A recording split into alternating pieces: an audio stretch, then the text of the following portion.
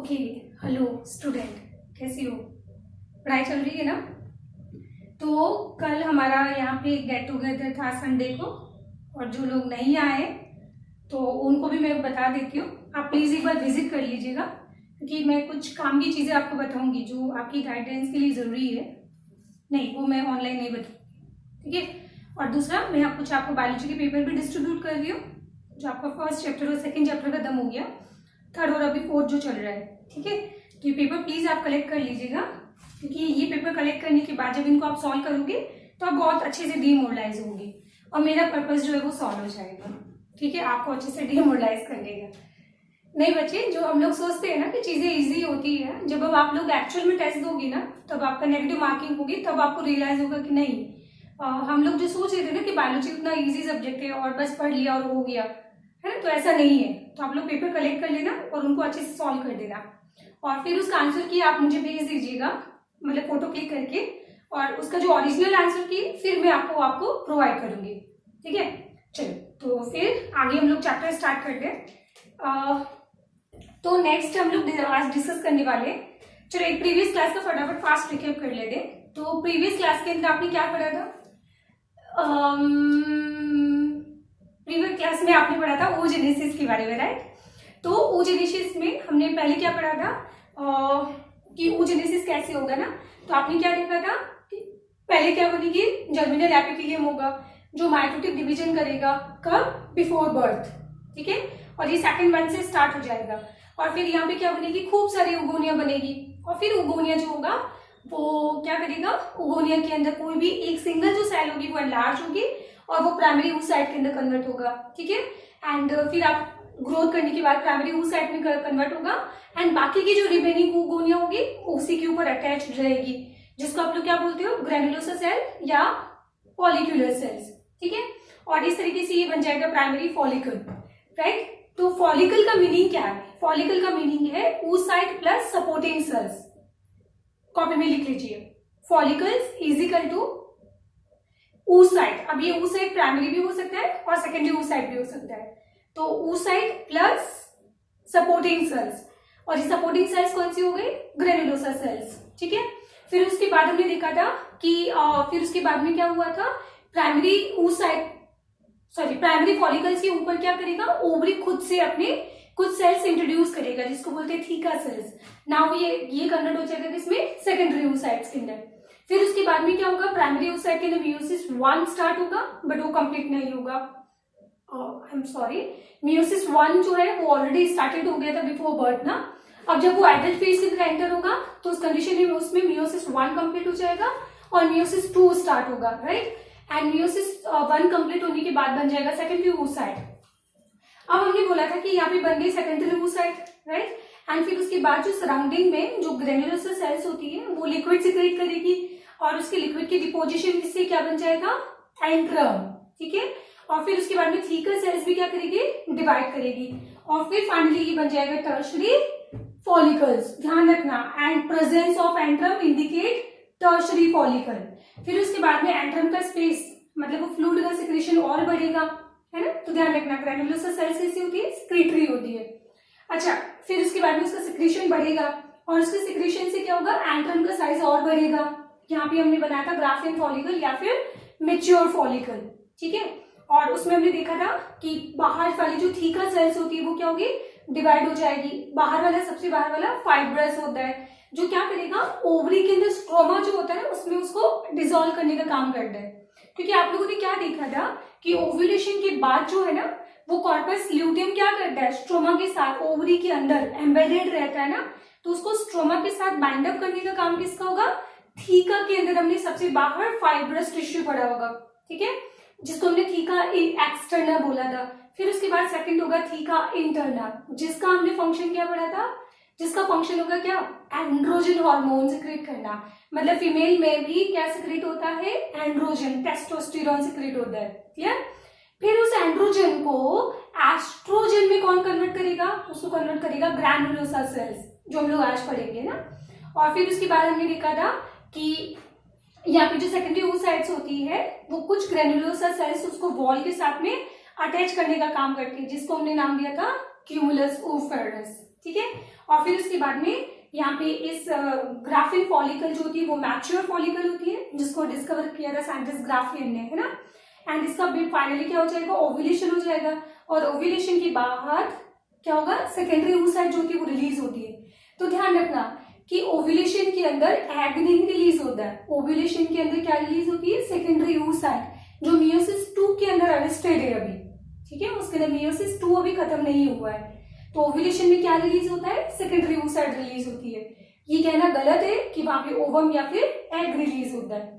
And बाकी जो remaining जो क्या बोला था मैंने, स्ट्रक्चर जो होता है, अब इसको आप बोलोगे कॉर्पस ल्यूटियम, क्योंकि एंड्रम के अंदर वहां पे क्या मिलेंगे आपको, ल्यूटीन ग्रेन्यूल्स मिलेंगे जो येलो कलर के होते हैं, ठीक है। फिर उसके बाद में कॉर्पस ल्यूटियम, अगर इन केस प्रेगनेंसी नहीं होती है तो वो धीरे धीरे डीजनरेट हो जाएगा और फिर फाइनली वो कॉर्पस एल्बिगेंस के अंदर कन्वर्ट हो जाएगा, जो बिल्कुल छोटा सा पार्ट होता है और ओवरी के अंदर आपको व्हाइट स्पॉट्स के फॉर्म में वो दिखाई देंगे। इतना क्लियर हो गया। अच्छा, फिर मैंने आपको बोला था कि यहाँ पे क्या रिलीज हुआ था, सेकेंडरी oocyte रिलीज हुआ था। बट ये जब सेकेंडरी oocyte ग्राफिन फॉलिकल में से जब बाहर आएगा तो वो सिंगल सेकेंडरी oocyte नहीं बाहर आएगी, उसके साथ साथ कुछ ग्राफिन फॉलिकल भी बाहर आ जाएगी, जो हम लोग आज आप डायग्राम बनाएंगे, ठीक है। और उसके बाद मैंने आपको यहाँ पे प्रोसेस समझाया था, है ना। तो लास्ट क्लास के अंदर ये प्रोसेस मैंने आपको बोला भी था कि अच्छे से पढ़ लेना, वीडियो 2 बार देख लेना, क्योंकि होता है पहली बार जब मैंने भी पढ़ा था ना तो मुझे भी समझ नहीं आया था कि ये सब क्या था। तो थोड़ा यहाँ पे आपको मेहनत की जरूरत पड़ेगी बच्चे, रिविजन की। तो हमने देखा था कि यहाँ पे क्या होता है, जर्मिनल एपिथेलियम जो होती है ओवरी के अंदर सेकंड मंथ के अंदर क्या करेगा, मल्टीपल डिवीजन करेगा, माइटोटिक डिवीजन, और वहां पे खूब सारी ओगोनिया बनाएगा। और ये ओगोनिया कितनी बनती है, 7 मिलियन ओगोनिया बनती है ना। बट इन 7 मिलियन में से जब बर्थ होगा तो बर्थ के टाइम सिर्फ कितनी होगी, 2 to 4 मिलियन होगी। बाकी के क्या हो गए, डीजनरेट, जिनको बोला जाएगा फॉलिकुलर एट्रेशिया, जो एनसीईआरटी में वर्ड यूज हुआ है। फिर हमने बोला था कि ये 2 to 4 मिलियन जो है ये तो बर्थ के टाइम अवेलेबल है, बट फीमेल जब तक वो एडल्ट फेज तक रीच करेगी तब तक उसमें सिर्फ 60,000 से लेकर 80,000 फॉलिकल्स ही बचेगी। बाकी फिर क्या हो गई, डीजनरेट हो गई, उनको भी क्या बोलेंगे, फॉलिकुलर एट्रेसिया। इतना क्लियर हो गया। फिर हमने बोला था कि हर महीने के अंदर एग कितना यूज होता है, एक एग यूज होता है। देखो ये 60 to 80,000 आपने ईच ओवरी की बात की है, हाँ एक ओवरी के अंदर होता है, तो इधर भी कितना हो जाएगा, 60 to 80,000 हो जाएगा, है ना। बट हम लोगों ने देखा था कि अगर पूरी आइडियल अगर कंडीशन चले, मतलब मेंस्ट्रुअल साइकिल बिल्कुल रेगुलर पर मंथ अगर चलता है तो एक महीने में एक एग रिलीज होता है बाय ऑल्टरनेट ओवरी। एक एग ये रिलीज करेगा तो अगले महीने ये एग रिलीज करेगा, ये एग रिलीज करेगा, फिर अगले महीने ये एग रिलीज करेगा, लाइक दिस। तो पूरे लाइफ साइकिल के अंदर, पूरे लाइफ स्पैन के अंदर एक्चुअली कितने एग कंज्यूम होंगे, हमने लिखा था 400 to 450, नहीं हमने 500 लिखा था, बट ये कितना हो जाएगा 400 to 450 एग ही यूटिलाइज हो पाते हैं, बाकी के यूज ही नहीं होते। इतना क्लियर हो गया, ठीक है। तो देखो हमने बोला था कि जर्मिनल एपिथेलियम जो होगा वो मैटोटिक डिवीजन करेगा और खूब सारी ओगोनिया बनाएगा, और इन ओगोनिया के अंदर छोटे छोटे क्लम्स बन जाएंगे, और उन क्लम्स में से एक oocyte जो होती है ना, हाँ एक ओगोनिया ग्रो करेगा, एंड ग्रो करने के बाद बनेगा प्राइमरी oocyte, राइट। एंड इस प्राइमरी oocyte के अंदर मियोसिस 1 स्टार्ट हो जाएगा। बट 1 स्टार्ट हुआ है बट अरेस्टेड हो जाएगा कहाँ पे प्रोफेज 1 के अंदर, एंड प्रोफेज 1 में कहाँ पे, डिप्लोटीन के अंदर। नाउ इस प्राइमरी oocyte जो डिप्लोटिक फेज के अंदर अरेस्टेड है, इसके साथ में उस बच्ची का बर्थ हो जाएगा, एंड बर्थ होने के बाद में अब ये 14-15 ईयर की हो गई है ना। अब इसके अंदर क्या होगा, हर एक महीने एग का नंबर आएगा, 1 प्राइमरी oocyte का नंबर आएगा, तो जिसका भी नंबर आएगा वो क्या करेगा, वहां पे मियोसिस 1 कंप्लीट करेगा, ठीक है, एंड वहां पे मियोसिस 2 स्टार्ट होगा, बट फिर 2 स्टार्ट होगा तो उस कंडीशन में फिर वो अरेस्ट हो जाएगा कहाँ पे, मियोसिस 2 में, मेटाफेज 2 के अंदर, ठीक है, क्योंकि इनके पास खुद का अपना सेंट्रियोल नहीं होता है, तो ये अपना स्पिंडल फाइबर बना नहीं सकते। तो हमने देखा था कि मियोसिस 1 जब कंप्लीट होगा तो एक बनेगी छोटी सी पोलार बॉडी। सो टेक्निकली ये पोलार बॉडी जो है ये 23 क्रोमोसोम प्लस सेंट्रियोल इन दोनों को लेके भाग गई। क्या बोला मैंने, 23 क्रोमोसोम और सेंट्रियोल लेके भाग गई, तो बाकी पीछे जो बचा है वो कौन सा हो गया, वो बचेगा secondary oocyte। But secondary oocyte जो होता है वो अपना मेटाफेज 2 के अंदर अरेस्टेड रहेगा। ठीक है, तो इसको आगे फर्दर मियोसिस 2 कंप्लीट करने के लिए स्पिंडल फाइबर बनाने होंगे और उसके लिए सेंट्रियोल गिफ्ट करेगा स्पर्म। याद है, प्रॉक्सिमल सेंट्रियोल, डिस्टल सेंट्रियोल। हाँ, तो वो प्रॉक्सिमल सेंट्रियोल जब भी स्पर्म आके इसको फर्टिलाइज करेगा तो वो सेंट्रियोल जब आएगा तब बनेंगे स्पिंडल फाइबर। और नाउ ये जो सेकेंडरी oocyte जो है ये अपना मियोसिस 2 कंप्लीट करके अब ये फाइनली बन जाएगा एग। तो हम लोग बोलेंगे कि जब तक स्पर्म नहीं आएंगे, फर्टिलाइज नहीं होंगे, ये कभी भी सेकेंडरी oocyte जो होती है वो एग के अंदर कन्वर्ट नहीं हो पाएगी। ठीक है, तो इस तरीके से फीमेल की लाइफ के अंदर बहुत सारे क्या लग जाते हैं, ब्रेक लग जाते हैं। बट इतने सारे ब्रेक होने के बावजूद भी लाइफ बहुत अच्छे से चलती है। ठीक है, पॉजिटिव वे में। नाउ अब हम लोग बात करते हैं यहाँ पे आगे एग के बारे में। तो देखो, जब ओव्यूलेशन हो गया था तो ओव्यूलेशन के बाद में क्या रिलीज हुआ था, ओव्यूलेशन के बाद रिलीज हुआ था यहाँ पे क्या,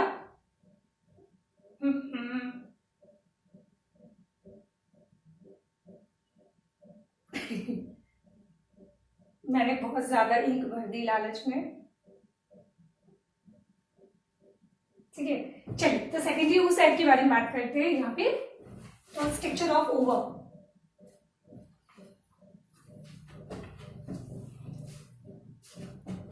या फिर हम बोलेंगे क्या, सेकेंडरी oocyte जो क्या हुआ है, ओव्यूलेट हुआ है। ठीक है, नाउ अब इसका डायग्राम कैसे बनाएंगे मैम, तो ये देखो, सबसे पहले तो क्या होगा, इसके ऊपर प्रेजेंट होगा एक मेम्ब्रेन जिसको हम लोग क्या बोलेंगे, एग की मेम्ब्रेन। या आप इसको एक काम करो, सिंपल से हम लोग बोल देते हैं सेल मेम्ब्रेन। ठीक है, फिर उसके बाद इसके अंदर यहाँ पे क्या प्रेजेंट होगा, साइटोप्लाज्म, और साइटोप्लाज्म के अंदर यहाँ पे प्रेजेंट होंगे माइटोकॉन्ड्रिया। तो ये जो मैंने ब्लैक डॉट बनाया, दिस इज माइटोकॉन्ड्रिया। हमने स्पर्म के अंदर देखा था कि माइटोकॉन्ड्रिया का नंबर कितना था, 25 to 30, बट यहाँ पे माइटोकॉन्ड्रिया का नंबर होगा कितना, 1000। इतना ज्यादा माइटोकॉन्ड्रिया की यहाँ क्या जरूरत, जबकि एग तो क्या करेगा, मोटाइल भी नहीं करता है, ये तो नॉन मोटाइल होता है, इसको कहाँ जाना है जो इतने सारे माइटोकॉन्ड्रिया की जरूरत है। बेटा देखो, ये क्या होगा, फर्टिलाइज होगा, फर्टिलाइज होने के बाद में क्या हो जाएगा, अब बनेगा जाइगोट। अब जाइगोट के अंदर क्या होता है, माइटोटिक डिवीजन होंगे और ये फिर डेवलप होगा एम्ब्रियो के अंदर, राइट। तो वहां पे क्या करना है, सेल डिवीजन करना है। और अगर आपने क्लास 11th पढ़ी होगी तो आपने देखा था कि सेल डिवीजन जो होता है वो हाईली एनर्जी कंज्यूमिंग प्रोसेस होता है। तो ये माइटोकॉन्ड्रिया जो होते हैं वो रिक्वायर्ड होंगे फॉर सेल डिवीजन के लिए। ठीक है, तो ये प्रोवाइड एनर्जी, मैं लिख देती हूँ, provide energy for cleavage in zygote. ठीक है, अच्छा ये क्लीवेज क्या होता है, माइटोटिक डिवीजन इन एम्ब्रियो। अभी के लिए आप इतना ही ध्यान रखना। चलिए आगे हम लोग देखते हैं कि इसके साइटोप्लाज्म के अंदर आपको और मिलेंगे यहाँ पे इस तरीके से कॉर्टिकल ग्रेन्यूल्स जो आपको ग्रीन कलर की मिल रही होंगी। और ये कॉर्टिकल ग्रेन्यूल्स फिलहाल यहाँ पे यूनिफॉर्मली डिस्ट्रीब्यूटेड है। ठीक है, ये कॉर्टिकल ग्रेन्यूल्स आगे हम पढ़ेंगे पॉलीस्पर्मी को प्रिवेंट करता है। क्या करता है, पॉलीस्पर्मी को प्रिवेंट करता है। जैसे इमेजिन कीजिए कि हम लोग जब घर बनाते हैं तो हम लोग सीमेंट यूज करते हैं ना, तो एक सीमेंट कैसी होती है, गीली सीमेंट होती है, और जब वो एयर के कांटेक्ट में आती है तो क्या होती है, सॉलिड हो जाती है। तो बिल्कुल ऐसे आप सोचिए कि इसके पास क्या है, मतलब वो सीमेंट जो होता है ना वो गीला है, मतलब जिसको पानी मिक्स किया हुआ है। ठीक है, और अभी इन सबके अंदर पैकेट के अंदर अवेलेबल है। फिर जैसे ही पहला स्पर्म आके इसको जब फर्टिलाइज करेगा तो ये कॉर्टिकल ग्रेन्यूल सारी बाहर चले जाएंगे। ठीक है, और वो अपने अंदर जितना भी जो मटेरियल होगा वो सारा बाहर सिक्रेट कर देंगे, जो यहाँ पे इस पूरी एग के ऊपर क्या बना देगा, एक और मेम्ब्रेन बना देगा जिसको हम बोलेंगे फर्टिलाइजेशन मेम्ब्रेन। और वो फर्टिलाइजेशन मेम्ब्रेन फिर एक से ज्यादा स्पर्म को एंटर नहीं होने देगा। ऐसा हम आगे पढ़ेंगे। ठीक है, अभी फिलहाल के लिए ध्यान रखना कि ये क्या हो गया, दिस इज कॉर्टिकल ग्रेन्यूल्स। ठीक है, और ये कॉर्टिकल ग्रेन्यूल्स फिलहाल अभी कैसे है, यूनिफॉर्मली डिस्ट्रीब्यूटेड है, यूनिफॉर्मली डिस्ट्रीब्यूटेड। इतना हो गया क्लियर। ठीक है, और इसके अलावा जो एग होता है उसमें काफी क्या होता है, rich amount of reserve food होता है। क्या होगा, rich amount of reserved food होता है। रिजर्व्ड फूड भी यहाँ पे काफी रिच मिलेगा इसके अंदर, ठीक है। अच्छा, अब देखते हैं इसके बाहर। तो हमने शायद एक इससे पहले मेम्ब्रेन पढ़ा था, जिसको क्या बोला था, याद करो।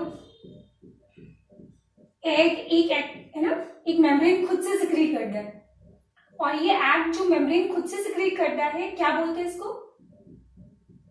जल्दी कॉपी बोलो और बताओ। जोना पेल्यूसिडा, क्या बोलेंगे इसको? जोना पेल्यूसिडा, ठीक है। तो दिस इज जोना पेल्यूसिडा। और ये जो जोना पेल्यूसिडा है, हमने क्या पढ़ा था कि ये कौन सिक्रेट करेगा? सिक्रेटेड बाय ओवम इटसेल्फ या egg itself. Secreted by egg itself, मतलब ये एग खुद रिलीज कर रहा है, ये सेकेंडरी ओसाइट इसको खुद रिलीज कर रही है। फिर उसके बाद ये जो लेयर होती है, ये कैसी होती है? डेड लेयर होती है। एंड डेड लेयर का मतलब होता है कि ये सेल्स का नहीं बना होता है। तो ये किसका बना होता है? ये बना होगा ग्लाइकोप्रोटीन का। तो ये ग्लाइकोप्रोटीन का सिक्रीशन कौन कर रहा है? ये जोना पेल्यूसिडा का सिक्रीशन एग खुद कर रहा है। इतना क्लियर हो गया। अब मैंने आपको बोला था कि यहाँ पे जब ये सेकेंडरी ओसाइट ओव्यूलेशन के टाइम में जब बाहर आएगी, ठीक है, तो इसके साथ में कुछ ग्रेनुलोसा सेल्स इसी के फॉर्म उसके ऊपर चिपके हुए बाहर आ जाती है। कैसे मैम? ऐसे।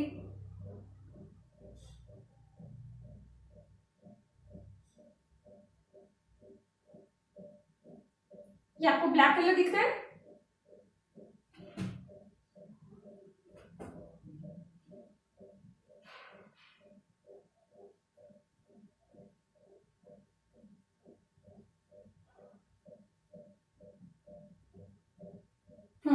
तो यहाँ पे क्या हुआ? देखो, ये बहुत सारी फॉलिकल जो सेल है ना, ग्रेनुलोसा सेल्स, ये इसके साथ में चिपकी हुई बाहर आ गई,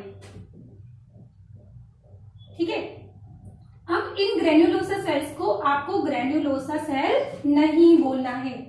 अब नाउ इसके लिए हम लोग टर्म यूज करेंगे, क्या? Corona radiata.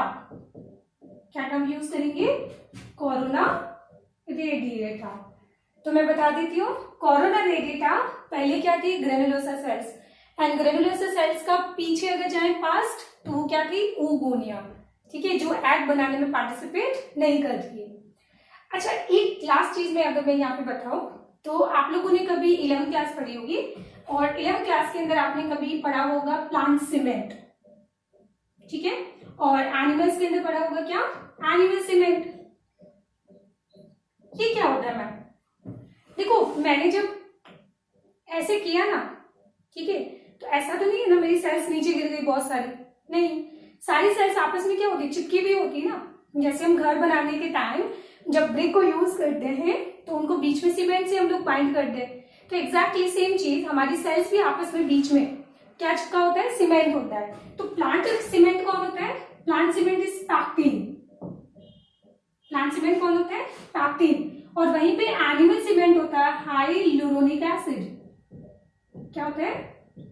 Hyaluronic acid. तो आप लोग ध्यान रखना कि यहाँ पे जो ग्रैनुलोसा सेल्स है, नहीं, ये जो ग्रैनुलोसा सेल्स है रेयस, और या जिसको आप कोरोना रेडिएटा बोल रहे हैं, और ये किसके साथ अटैच्ड है? इस एग के साथ में अटैच्ड है। तो ये सारी सेल्स आपस में किससे चिपकी हुई है? ये सारी आपस के अंदर चिपकी होती है हाइलुरोनिक एसिड को। याद रखना, क्योंकि फर्टिलाइजेशन में हम लोग पढ़ेंगे, ठीक है। जैसे देखिए, ये जो सेल्स है ना, इन सेल्स के बीच में यहाँ पे जो स्पेस है, तो इस स्पेस के अंदर यहाँ पे जो सीमेंटिंग मटेरियल है, ये क्या दिखाई दे रहा है आपको? एक सीमेंटिंग मटेरियल दिखाई दे रहा होगा, जो इन सेल्स को क्या कर रहा है? चिपकाने में हेल्प कर रहा है। तो ये सीमेंटिंग मटेरियल क्या है? दिस इज हाइलुरोनिक एसिड, ठीक है। तो अगर मान लीजिए कि कभी इन केस स्पर्म अगर आता है, ठीक है, और यहाँ पे क्या करेगा? इसको जो फर्टिलाइज करेगा, तो उसको क्या करना पड़ेगा? पहले इन सेल्स के बीच में यहाँ पे गैप बनाना पड़ेगा, और इसको यहाँ तक पहुंचना पड़ेगा, ठीक है। तो क्या करेगा? हाइलुरोनिक एसिड को डाइजेस्ट करेगा हाइलुरोनिडेज से। और ये हाइलुरोनिडेज एंजाइम कहाँ पे होता है? एक्रोसोम के अंदर। ऐसा हम पढ़ेंगे, ठीक है। तो ये ध्यान रखना। तो ये सेल्स आपस में किससे अटैच्ड होती है? By cementing material. तो ये सीमेंटिंग मटेरियल यहाँ पे होगा कौन सा? क्योंकि हम लोग एनिमल पढ़ रहे हैं ना, तो एनिमल के अंदर ये होता है hyaluronic acid, hyaluronic acid, hyaluronic acid, ठीक है। अच्छा, एक चीज आप लोग ध्यान से देखो, तो जोना पेलुसिडा अगर आपको दिख रही है ब्लू कलर से जो मैंने बनाई है, दिस वन, एंड इसके नीचे मैंने जो सेल मेम्ब्रेन बनाया है, ठीक है, जिसको हम लोग नाम चेंज ही कर देते हैं और अब इसको बोल देते हैं एग मेम्ब्रेन, ठीक है। इन दोनों के बीच में देखो मैंने स्पेस काफी बड़ा बनाया है, ठीक है। यस, ये आपको बड़ा बनाना है स्पेस, ऐसे दोनों मेम्ब्रेन को चिपकाते हुए नहीं बनाना है। तो इनके बीच में जो ये स्पेस है, दिस इज पेरीवाइटलाइन स्पेस, और ये बहुत ही इंपॉर्टेंट स्पेस है, आगे हम पढ़ेंगे फर्टिलाइजेशन के अंदर। पेरीवाइटलाइन स्पेस, स्टार मार्क कर देते हैं इसको, ठीक है। तो फाइनली अगर आप लोग यहाँ पे सेकेंडरी oocyte को अगर देख रहे हो, तो ये सेकेंडरी oocyte आपकी बॉडी की जो नॉर्मल सेल है इससे 100 टाइम बड़ी होती है, ठीक है। और एग सेल का लाइफ स्पैन कितना होता है? ये सिर्फ ओव्यूलेशन के बाद ओविडक्ट या फिर फैलोपियन ट्यूब के अंदर ओनली 24 आवर जो है स्पर्म का वेट करेगी, ठीक है। और अगर 24 आवर तक अगर स्पर्म नहीं आया तो उसके बाद इनकी क्या हो जाएगी? डेथ, ठीक है। तो ये मैंने फाइनली आपको स्ट्रक्चर बढ़ा दिया किसका? ओवम का। चलिए, अब इसके बाद हम लोग पढ़ते हैं टाइप्स ऑफ एग के बारे में। रिवीजन चल रहा है ना आपका?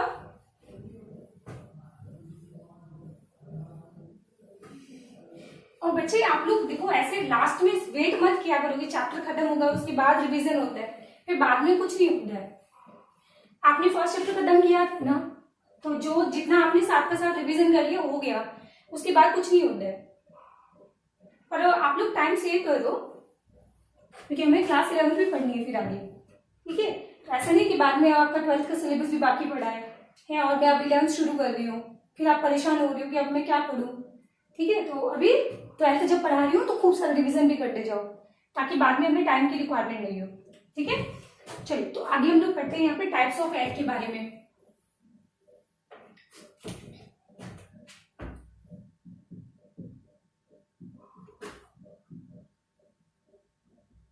तो देखो एग कितने टाइप्स के होंगे?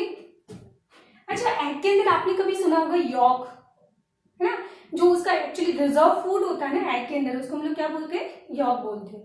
और यॉक के फॉर्मेशन को और उसके डिस्ट्रीब्यूशन को क्या बोलेंगे? वाइटेलोजेनेसिस। तो मैं ये लिख देती हूँ, इसके अंदर क्या प्रेजेंट होगा? रिजर्व्ड फूड होगा, reserve food in egg is called as yolk, ठीक है। एंड फिर उसके बाद formation and distribution, formation and distribution of yolk in egg, yolk in egg is equal to क्या हो जाएगा? वाइटेलोजेनेसिस। और ये बहुत ही इंपॉर्टेंट वर्ड है जो आपको अच्छे से याद रखना है, वाइटेलोजेनेसिस। एक सेकेंड,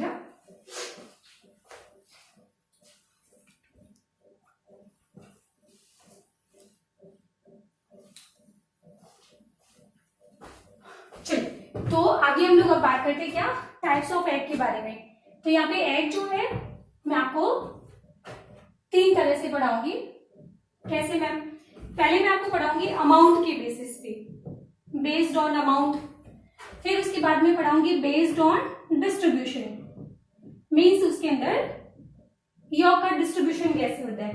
फिर उसके बाद हम थर्ड पढ़ेंगे प्रेजेंस ऑफ शेल। चलो देखते हैं कैसे, ठीक है। तो ये मैं क्या पढ़ा रही हूँ आपको? टाइप्स ऑफ एग, और हम लोग पढ़ रहे हैं बेस्ड ऑन। और यहाँ पे मैंने बेस कितने बनाए?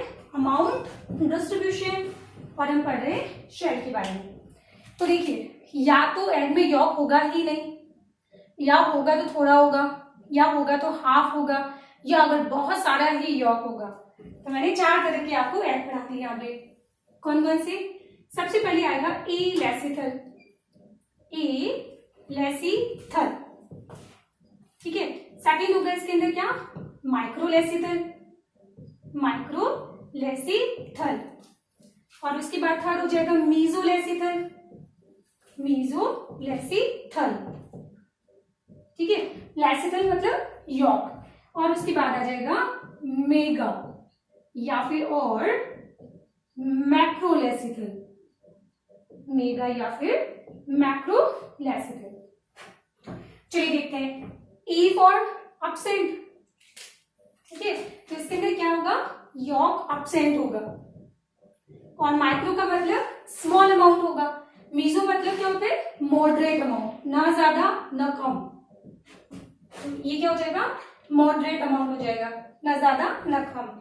और मेगालेसिथल या फिर मैक्रोलेसिथल का मीनिंग आपको पता है कि इसके अंदर यॉक क्या होगा, बहुत ज्यादा होगा। ठीक है, एग्जाम्पल में आ जाते हैं हम लोग। तो ह्यूमन का जो एग होता है वो कैसा होगा, एलेसिथल होगा, उसमें यॉक नहीं होता है। देखो लास्ट टाइम क्या लिखा था, रिजर्व फूड लिखा था, बट वो यॉक नहीं था। यॉक का टेक्निकली मतलब होता है जिसमें फॉस्फोलिपिड हो, लिपिड हो, प्रोटीन हो, कार्बोहाइड्रेट हो। ठीक है, मतलब यॉक का अगर कॉम्पोजिशन अगर आप लोग देखोगे तो क्या होता है, फॉस्फोलिपिड होता है, लिपिड होता है, प्रोटीन होता है और कार्बोहाइड्रेट होता है। ठीक है, तो अब ऐसा क्यों है कि मैम ह्यूमन के एग में यॉक नहीं होता है, क्योंकि ह्यूमन अपने बच्चे को प्लेसेंटा से नरिशमेंट देता है। ठीक है, तो अगर एक वेल डेवलप्ड अगर प्लेसेंटा फॉर्म हो रहा है तो उसको फिर यॉक की जरूरत नहीं होती है। माइक्रोलेसिथल के अंदर आ जाएगा आपका स्टारफिश, है ना, और सी अर्चिन। यहाँ पे एग्जाम्पल आ जाएगा कौन सा, स्टारफिश एंड सी अर्चिन। ठीक है, चलिए नेक्स्ट मीजोलेसिथल। मीजोलेसिथल में आपका एग्जाम्पल आ जाएगा एम्फीबियंस, और एम्फीबियंस के अंदर एग्जाम्पल आ जाएगा फ्रॉग। ठीक है, इंपॉर्टेंट है ध्यान रखना ये सारे। मेगालेसिथल के अंदर आ जाएगा आपका जो मुर्गी का अंडा होता है ना, उसमें बहुत सारा यॉक होता है, तभी तो हम लोग उसको पालते हैं। सोचो अगर इसमें यॉक ही अगर बहुत कम होता तो बर्ड्स को या फिर मुर्गी को हम लोग क्यों पालते, कि अगर उसमें यॉक ही नहीं मिलता तो। ठीक है, तो ध्यान रखना। इसी तरह जो रेप्टाइल्स होते हैं, तो रेप्टाइल्स जैसे छिपकली हो गई, सांप हो गया, तो इनका जो एग होता है ना, इनके अंदर भी आपको यॉक बहुत ज्यादा मिलेगा। तो मेगालेसिथल है ना, रेप्टाइल्स और बर्ड्स के अंदर आपको यॉक अमाउंट बहुत ज्यादा मिलेगा। तो ये हमने सारा पढ़ा है इसके बेसिस पे, अमाउंट ऑफ यॉक के बेसिस पे। नेक्स्ट हम लोग बात करते हैं डिस्ट्रीब्यूशन के बारे में। तो डिस्ट्रीब्यूशन ऑफ यॉक पढ़ते हैं। तो देखो डिस्ट्रीब्यूशन कैसा हो सकता है, यूनिफॉर्म डिस्ट्रीब्यूशन हो सकता है। ठीक है, या फिर क्या हो सकता है कि एक तरफ यॉक हो गया, एक तरफ सारा साइटोप्लाज्म चला गया। ठीक है, और एक तरफ क्या हो जाएगा, उसके अंदर सेंटर में पूरा यॉक आ गया और पूरा पेरिफेरी के अंदर साइटोप्लाज्म है। समझाते कैसे, ये हो जाएगा सेंट्रोलेसिथल,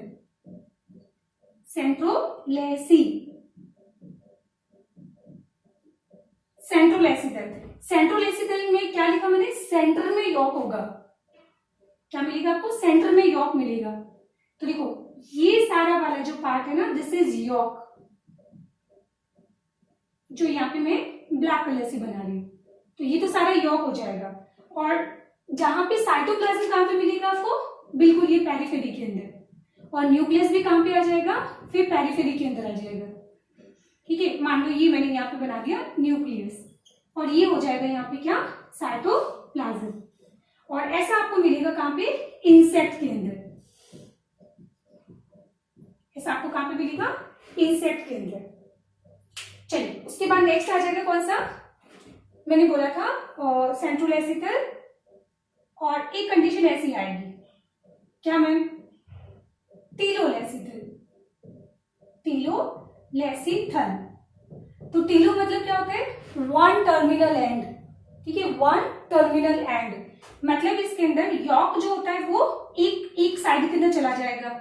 तो मान लीजिए इस तरफ कौन चला गया, इस तरफ चला गया सारा यॉक, ये सारा चला गया, यहाँ पे यॉक चला गया, और इधर कौन हो जाएगा, इधर हो जाएगा साइटोप्लाज्म। तो आप बता सकते हैं यहाँ पे एग्जाम्पल क्या हो सकता है। देखो यहाँ पे मैंने यॉक ना तो बहुत ज्यादा लिखा है ना, देखो हाफ साइटोप्लाज्म हो गया, और हाफ यॉक हो गया, तो हाफ हाफ होने का मतलब क्या हो जाएगा, मॉडरेट अमाउंट, तो ये हो जाएगा मीजोलेसिकल। तो यहाँ पे एग्जाम्पल आ जाएगा आपका अगेन फ्रॉग, क्या आ जाएगा, फ्रॉग। अच्छा, इसमें ध्यान रखना कि जिस तरफ यॉक प्रेजेंट होता है इसको बोलते हैं वेजिटेटिव पोल, और जिस तरफ साइटोप्लाज्म और न्यूक्लियस प्रेजेंट होगा, ठीक है, क्योंकि जहां साइटोप्लाज्म होगा उधर ही तो न्यूक्लियस होगा, तो जहां पे साइटोप्लाज्म और न्यूक्लियस प्रेजेंट होगा उसको बोला जाएगा एनिमल पोल। तो अब मुझे बताओ, इन फ्यूचर जब यहाँ पे क्लीवेज होगा, है ना, जाइगोट जब बन जाएगा और उसके बाद जब एम्ब्रियो बनेगा तो डिवीजन ज्यादा कहाँ पे होंगे, ऑब्वियसली साइटोप्लाज्म के अंदर, है ना, यहाँ पे डिवीजन काफी स्लो हो जाएंगे। सो इसके बेसिस पे हम लोग इसको नाम दे रहे हैं यहाँ पे ना, तो ये वाला हो जाएगा यहाँ पे क्या, vegetative pole, vegetative pole. And जिस तरफ साइटोप्लाज्म प्रेजेंट होगा दिस इज एनिमल पोल, ये हो जाएगा यहाँ पे क्या, एनिमल पोल। नाउ उसके बाद थर्ड हो जाएगा इसके अंदर क्या, कि साइटोप्लाज्म मतलब इसके अंदर ये पूरा साइटोप्लाज्म हो गया और इसके अंदर क्या हो गया, यॉक हो गया, तो यहाँ पे क्या मिलेगा आपको, यूनिफॉर्मली डिस्ट्रीब्यूशन मिलेगा, यूनिफॉर्म डिस्ट्रीब्यूशन मिलेगा, डिस्ट्रीब्यूशन ऑफ यॉक। चलिए, तो ये आपको क्लियर हो गया होगा, ठीक है। नाउ इसके बाद हम लोग यहाँ पे आ जाते हैं शेल के बारे में बात करते हैं। तो यहाँ पे शेल क्या होगा, या तो प्रेजेंट होगा या फिर अब्सेंट होगा, तो शेल या तो प्रेजेंट होगा या फिर इसके अंदर क्या होगा, अब्सेंट होगा। जैसे ह्यूमन, तो ह्यूमन की एग के ऊपर आपको शेल नहीं मिलेगा, बट आपने देखा होगा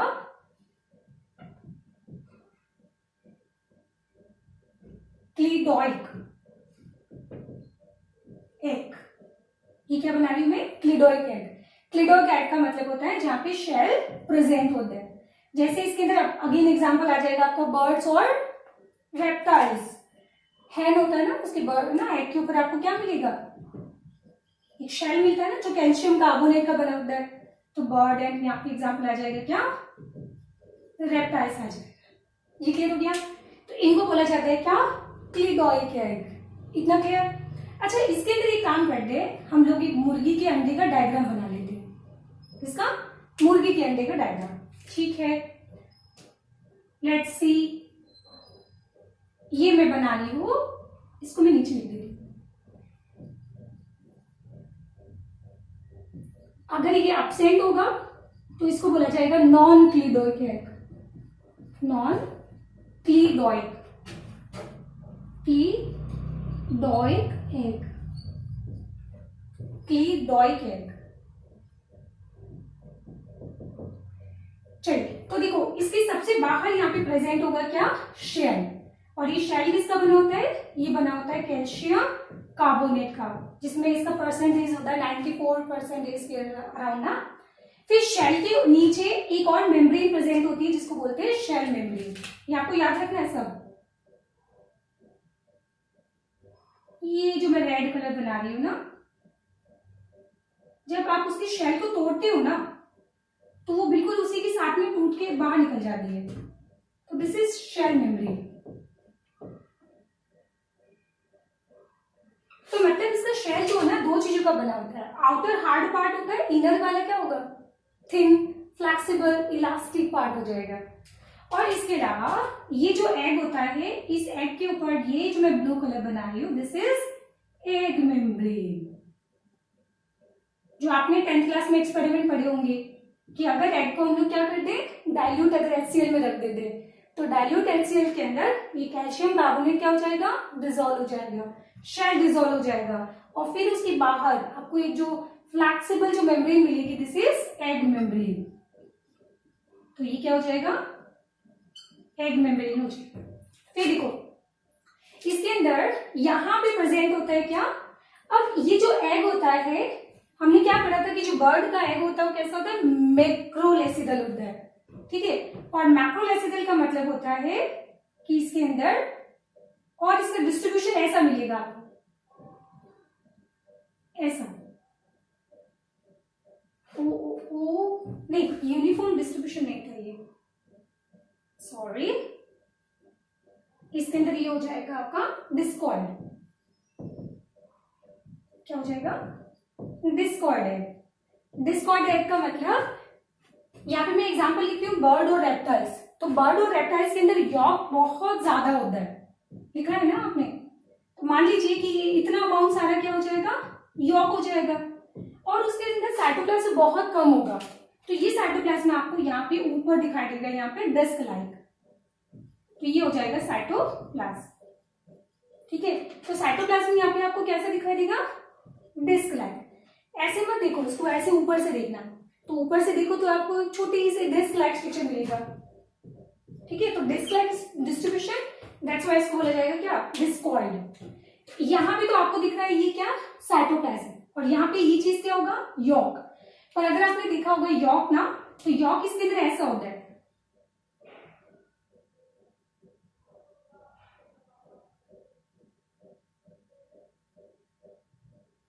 ऐसा। तो आपने इसमें देखो बहुत सारी लेयर्स पड़ी होगी, yellow, yellow yolk, white yolk, yellow white, yellow white, yellow white. तो येलो व्हाइट मतलब ये पूरी लेयर्स के फॉर्म में प्रेजेंट होता है। तो मैं इसको यहां लिख देती हूँ, ये हो जाएगा यहाँ पे यॉक। ठीक है, और यहाँ पे यॉक कैसा होगा? Alternate yellow and white layer, white and yellow, यहाँ पे ऑल्टरनेट लेयर्स के फॉर्म में होगा।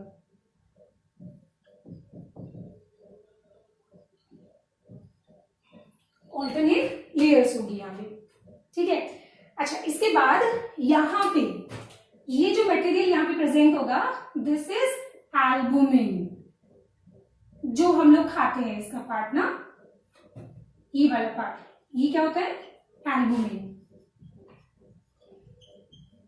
एल्बुमिन। और एल्बुमिन आपने देखा होगा दो पार्ट में होता है, बाहर वाला बिल्कुल ट्रांसपेरेंट सा होता है ना, और अंदर वाला कैसा होता है? व्हाइट कलर का होता है। मैं उसकी बात कर रही हूँ ना। तो इसके अंदर क्या होगा? ये आउटर कैसा होगा? लिक्विड होगा। आउटर कैसा होगा? लिक्विड। और इसका जो इनर पार्ट होगा वो कैसा होगा? व्हाइट कलर का होता है। तो हम लोग अंडे की जो भुर्जिया होती है ना, भुर्जिया बोलते हैं, भुर्जिया, आई डोंट नो, तो हम लोग किसकी बनाते हैं? एल्बुमिन की बनाते हैं। ठीक है, चलिए अब एक इंपॉर्टेंट चीज देखिए, यहाँ पे ये क्या बन रहा है? एम्ब्रियो डेवलप हो रहा है ना। तो इस एम्ब्रियो को सांस लेने के लिए चाहिए होगी ऑक्सीजन गैस, है ना। तो यहाँ पे हम लोग बोलेंगे कि इस एग के अंदर यहाँ प्रेजेंट होता है एयर चैम्बर, और ये एयर चैम्बर कैसा होता है? Gas filled air chamber. और इस एयर चैम्बर के अंदर क्या प्रेजेंट होगी? गैसेस प्रेजेंट होगी। तो यहां से वो क्या करेगा? डिफ्यूजन के थ्रू गैसियस एक्सचेंज करेगा। बस एक लास्ट पॉइंट कि ये जो एग होता है इसको बिल्कुल सेंटर में, अब ये ऐसा तो रहेगा नहीं, ये तो फ्लोट करता रहेगा ना, तो आपको क्या करना पड़ेगा? इसको होल्ड करना पड़ेगा। तो इस एम्ब्रियो को बिल्कुल मिड में यहाँ पे होल्ड करने के लिए एक होगा स्ट्रेचर, जो मैं बना रही हूं ब्लैक कलर से।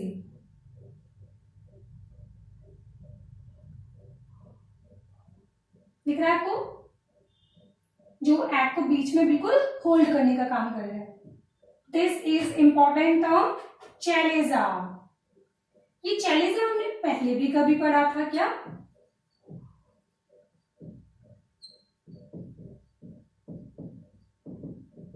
है यस, हम लोगों ने प्लांट किंगडम के अंदर सेकंड चैप्टर में ओव्यूल का डायग्राम बनाया था ना, तो ओव्यूल के डायग्राम में भी हमने ये पढ़ा था। क्लियर हो गया? चैलेजा, मैक्रोपाइल के अपोजिट वाला पार्ट चैलेजा। सो बेसिकली चैलेजा का मतलब होता है होल्डिंग स्ट्रक्चर। इतना क्लियर हो गया? तो ये सारा कंप्लीट हो गया आपके टाइप्स ऑफ एग के बारे में। ठीक है, बस एक लास्ट टॉपिक हम लोग एक और पढ़ लेते हैं, हार्मोन रेगुलेशन के बारे में। ठीक है, चलिए। तो ये बहुत सिंपल सा टॉपिक है, मतलब इसमें कुछ है ही नहीं। देखो अमाउंट है, अमाउंट के बेसिस पे यॉक के टाइप है। ठीक है, और यहाँ पे क्या लिखा है मैंने? ये क्या लिखा है मैंने? तो ये तो डिस्ट्रीब्यूशन हो गया। जैसे वन टर्मिनल एंड पे होगा तो टीलोसेंट्रिक बोलेंगे, सेंटर में यॉक होगा तो सेंट्रोलेसिटल बोलेंगे, और अगर साइटोप्लाज्म एक डिस्क पे चला जाएगा तो उसको डिस्कॉइड बोलेंगे। क्या टफ था बताओ? चलिए, तो इसके बाद अब मैं आपको पढ़ा रही हूँ, सॉरी हार्मोन रेगुलेशन में अभी हम लोग पढ़ने वाले हैं यहाँ पे टाइप्स ऑफ एग मेम्ब्रेन के बारे में, जो पिछले EIPMT में बहुत इंपॉर्टेंट क्वेश्चन आते थे। मतलब हर एग्जाम के अंदर एग मेम्ब्रेन एक तरफ और पूरा चैप्टर एक तरफ, मतलब इतने सारे क्वेश्चन पूछे जाते थे वहां पे। तो मतलब ये आपको भी अच्छे से याद रखना है।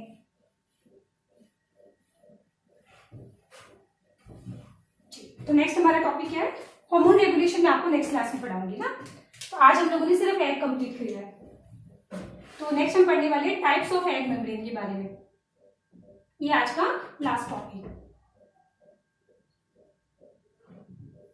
Types of egg membrane. तो देखो एग मेम्ब्रेन जो होती है वो 3 तरह की होती है। एक को हम बोलेंगे प्राइमरी एग मेम्ब्रेन,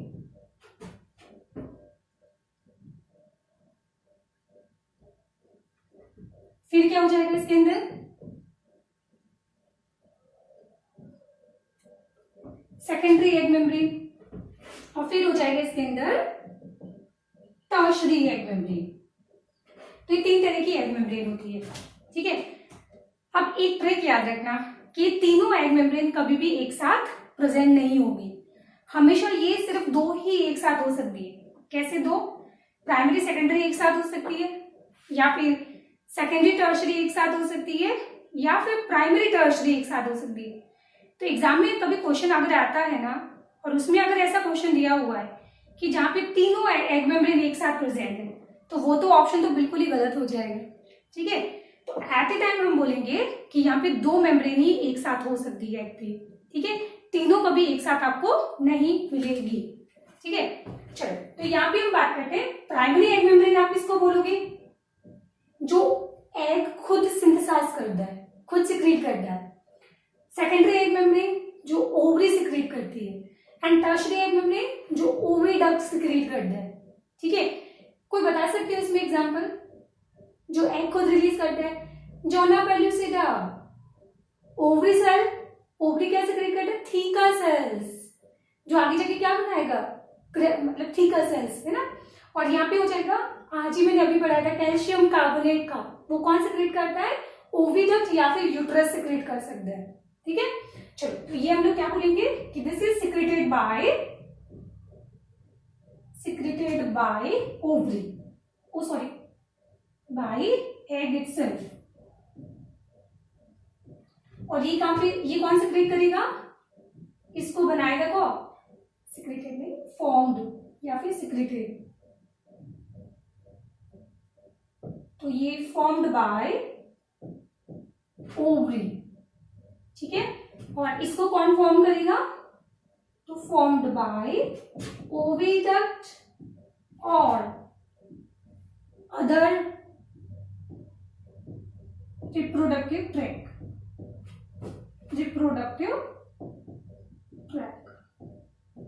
ठीक है, जिसमें यूट्रस भी आ सकता है, सर्विक्स भी आ सकता है। खैर वो आता नहीं है, इसके अंदर मेन तो ओवरी ही आता है। चलो, हम लोग एग्जाम्पल पे आ जाते हैं। तो जस्ट आज हम लोगों ने जो पढ़ा है ना ह्यूमन के अंदर, तो ध्यान रखना इसमें एग्जाम्पल आ जाएगा आपका कोरोना रेडिएटा, जोना पेल्यूसिडा,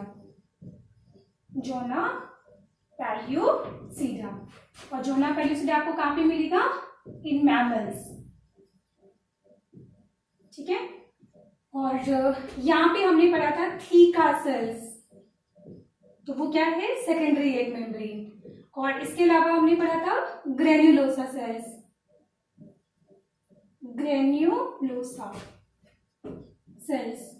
या जिनको बोलते हैं फॉलिकुलर सेल्स, या फिर ये ग्रेन्युलोसा सेल्स आगे जाके क्या बनाएंगे? Corona radiata. तो ये सारे आपने कहाँ पढ़े थे? मैमल्स के अंदर पढ़े थे। तो ये सारे क्या हो जाएंगे? सेकेंडरी एग मेम्ब्रेन हो जाएंगे, ठीक है। चलिए, और इसके अलावा एक हम लोग और पढ़ते हैं कॉरियोन। क्या होता है? कॉरियोन। एंड कॉरियोन आपको मिलेगी कहाँ पे? इन इंसेक्ट। तो वो भी कैसा होता है? सेकेंडरी होता है, क्योंकि उसको फॉर्म कौन करता है? ओवरी फॉर्म करता है। लास्ट आ जाएगा इसके अंदर टर्शरी, तो ये सिक्रीट करेगा ओविडक्ट या फिर यूट्रस, ठीक है। तो इसमें एग्जाम्पल आ जाएगा आपका, मैंने आज ही पढ़ाया था आपको, कैल्केरियस शेल, ठीक है, कैल्शियम कार्बोनेट का बना हुआ शेल, कैल्केरियस मैं शॉर्ट में फटाफट लिख देती हूँ। जो कैल्शियम कार्बोनेट का जो शेल होता है वो, और उसके नीचे हमने शेल मेम्ब्रेन बनाया होगा, याद है आपको? तो ये सेल मेम्ब्रेन का भी फॉर्मेशन, सेल नहीं शेल, तो इस मेम्ब्रेन का भी फॉर्मेशन कौन करेगा? ऑब्वियसली ओविडिक्ट फॉर्म करेगी, ठीक है। अच्छा, तो ये आप लोगों ने कहाँ पढ़ा था? रेप्टाइल्स के अंदर और बर्ड्स के अंदर, रेप्टाइल्स एंड बर्ड्स के अंदर, ठीक है। इसके अलावा कुछ एग्जांपल मैं और बता रही हूँ। तो आपने ह्यूमन के अंदर क्या पढ़ा था कि ह्यूमन के अंदर एक होता है जोना पेलुसिडा जो प्राइमरी एग मेम्ब्रेन होती है, और एक होता है कॉर्ना डेविटा जो क्या होता है सेकेंडरी होता है। तो ह्यूमन के अंदर कौन सा साइट मिलेगा आपको? प्राइमरी, सेकेंडरी मिलेगा। बट जब आप बर्ड्स के बारे में, रेप्टाइल्स के बारे में बात करोगे तो यहाँ पे आपको मिलेगा टर्शरी और प्राइमरी, ठीक है। तो हमेशा ध्यान रखना, कोई भी दो एक साथ हो सकती है, ये आप लोग नोट डाउन कर लेना। प्राइमरी सेकेंडरी हो सकता है, सेकेंडरी टर्शरी हो सकता है, प्राइमरी टर्शरी हो सकता है, तीनों कभी एक साथ नहीं प्रेजेंट होगी, ठीक है। और अगर ऐसा ऑप्शन भी हमको मिलता है फटाक से उसको रिजेक्ट कर देना है। चलिए, इसमें जोना पेलुसिडा मैंने पढ़ाया है ना, तो एक होता है जोना रेडिएटा भी होता है, एक और क्या होता है? जोना रेडिएटा, जो आपके सिलेबस में नहीं है, मतलब ये किसी अदर इंसेक्ट वगैरह में होता है। तो एक काम करती हूँ, इसको हटा ही देती हूँ, फालतू में कंफ्यूज करोगे। चलो, तो आज हम लोग जो है ये टॉपिक यहीं पे बाइंड अप कर देते हैं। कुछ बचा तो नहीं है इसके अंदर आपका टॉपिक? ठीक है, ये सारा हो गया कंप्लीट। ओके, एक जेली एनवेलप मैं और बता देती हूँ आपको। यस, एक होता है जेली एनवेलप, और ये आपको मिलेगा कहाँ पे? इकाइनोडर्मेटा के अंदर, इकाइनोडर्मेटा, ठीक है। और एक होती है वाइटेलाइन मेम्ब्रेन भी, वाइटेलाइन मेम्ब्रेन, तो ये भी कैसी होती है? प्राइमरी होती है। और बाकी कुछ नहीं बचा है इसमें। वाइटेलाइन मेम्ब्रेन ध्यान रखना मोलस्क और एम्फीबियन के अंदर होगा, कहाँ पे? इन मोलस्क एंड एम्फीबियंस।